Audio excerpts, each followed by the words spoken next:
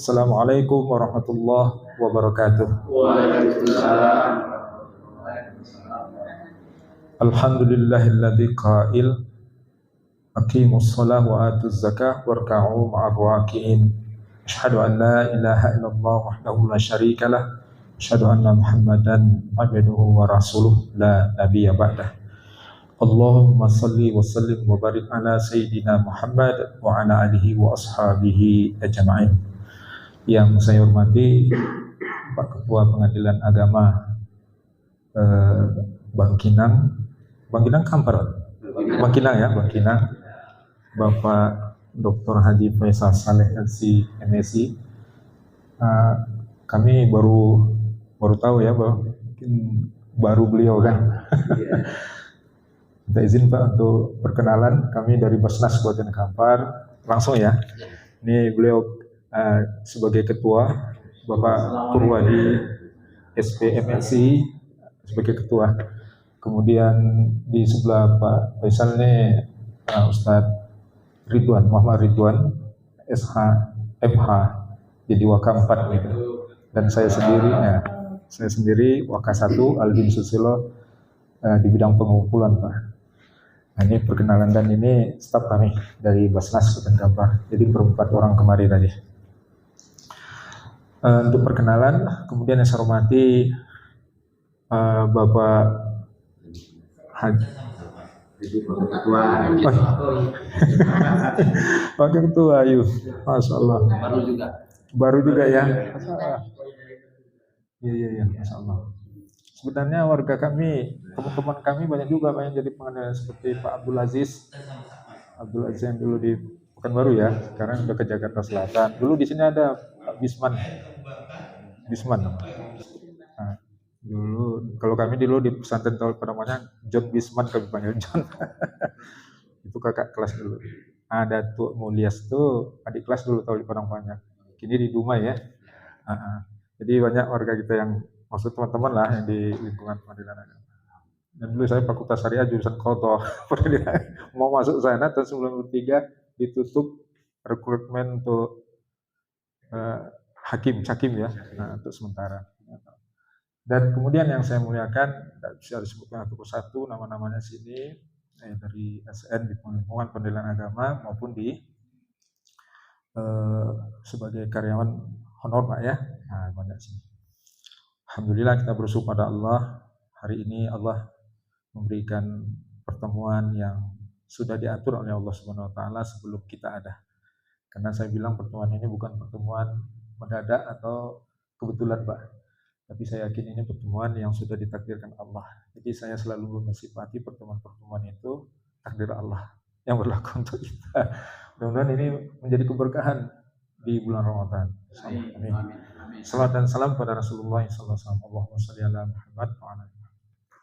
Assalamualaikum ya Rasulullah. Ini mohon izin. Alhamdulillah zakat yang kita kumpulkan di lingkungan SN, termasuk salah satunya di Pengadilan Agama, kita akan distribusikan kepada para mustahik.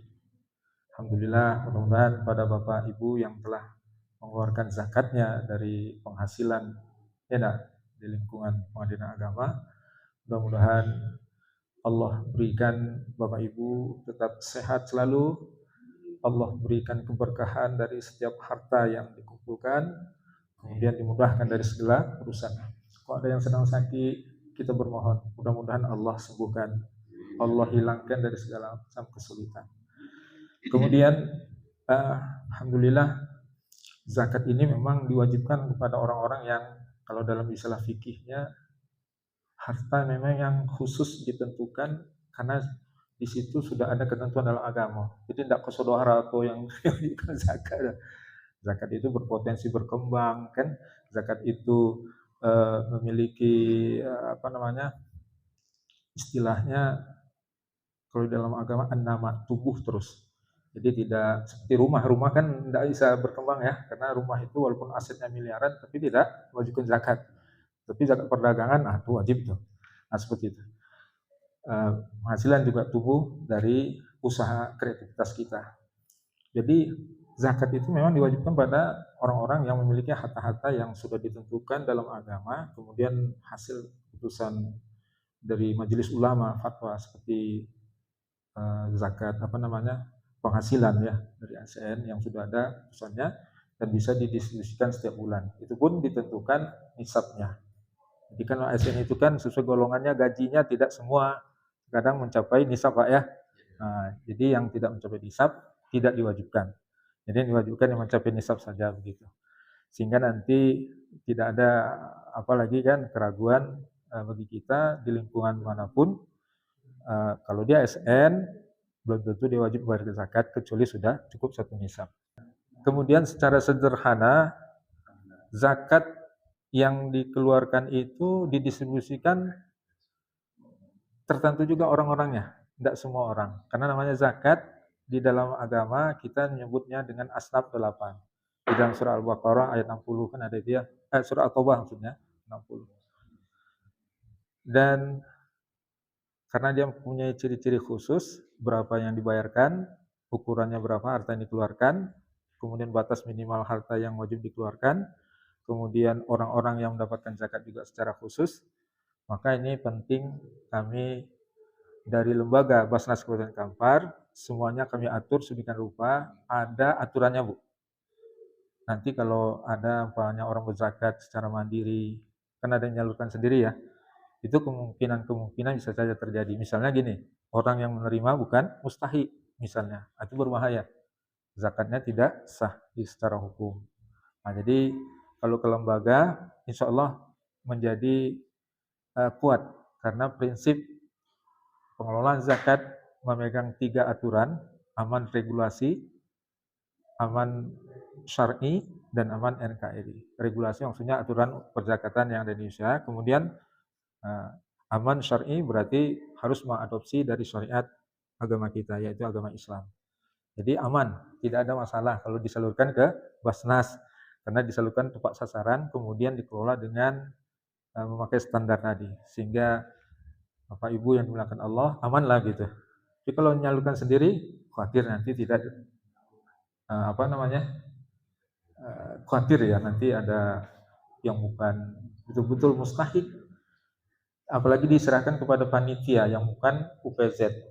Panitia ini kalau dia salah pula tidak tepat sasaran, maka zakatnya itu masih tergantung sah tidaknya kepada para muzaki. Panitia tidak mau tahu dia, misalkan rupanya tidak tepat sasaran. Ini pentingnya, alhamdulillah ke lembaga Basnas. Dan insya Allah dari PA sendiri sudah sering mengusulkan Pak Haji Nur ya. Nah, siapa mustahik misalnya mau dibutuhkan di sini di lingkungan ini bisa diusulkan. Kabarnya banyak yang dari tenaga honorer ya, honorer dari karyawan di PA ya, Pak ya, yang gajinya masih mungkin tidak mencukupi ya dari segala kebutuhannya, bisa diusulkan nanti, tidak ada masalah. Jadi alhamdulillah semua apa yang telah diusahakan di lingkungan ini sama-sama kita bermohon kepada Allah agar selalu menjadi kebaikan untuk Bapak Ibu yang ada di lingkungan ASN ini, di Pengadilan Agama, dan kami berharap mudah-mudahan tahun depan bisa lebih meningkat lagi. Karena bukan sekedar zakat penghasilan dari lingkungan ASN, bisa jadi Bapak Ibu punya aset di rumah, perkebunan, perdagangan, terus lagi banyak ya punya aset-aset itu bisa aja digabungkan nanti ke Basnas secara pribadi menyalurkannya pun boleh, tidak masalah. Kami siap untuk menerimanya. Oh saya Ustadz ada beberapa aset, cuman ini aset perkebunan tidak cukup misalnya. Tapi ada perdagangan, itu bisa dikumpulkan.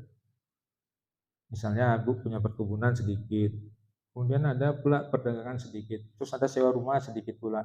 Ketika dikumpulkan semua, ada senilai 85 gram emas murni dalam setahun. Kalau 1 gram emas murni ini berapa? Sejuta. Sejuta sati kali 85. Aku beli apa topinya Pak? Jadi 85 gram emas murni kali 1,1 juta.